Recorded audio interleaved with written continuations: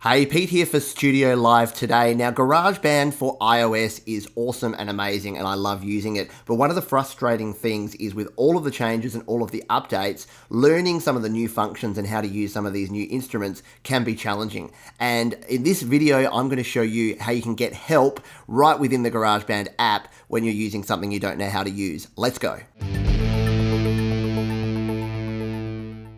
Okay, for this example, I'm going to use the drummer. So I've got a track here where I have a track with drummer enabled. And if I go and tap on the drummer icon here, we'll go in and be able to see what's going on here. And we've got a pattern that we're performing and ready to go.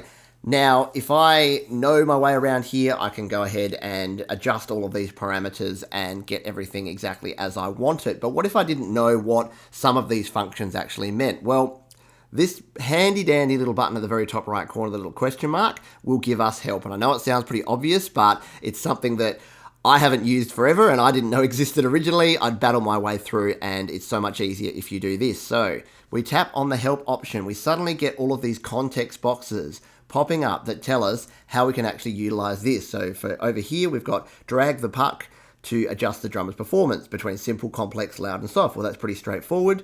If you didn't know what fills were, drag to adjust the amount of fills. Okay, so if I want less fills, I go down, more fills, I go up. And then we've got drag to change the pattern variations for a kit piece. So for the percussion, cymbals, kick, and snare.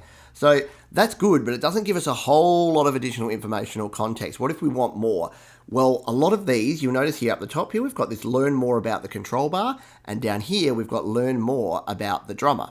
So let's tap on learn more about the drummer and see what we get. Okay, what this does is it takes us into the latest version of the help file for GarageBand. And the help file, I've got a link below if you want to actually go in and read the manual itself, but the help file is really good in terms of the detail it has in there. I'm not a huge manual reading fan, but what I tend to do is if I'm stuck on something, I'll hit the help, I'll jump in here, and then you can see we've got a whole bunch of different options here around how to choose a drummer, how to change the preset, how to adjust the loudness and complexity of the region, adjusting the amount of fills, etc. So if I wanted to say edit the selected drummer region, I can tap here to drop down this section, and it will tell me go into this extra section. So it'll take me to this edit region section, and then from here, I can learn how we actually do that and how we can find our regions, how we select them, how we can move them.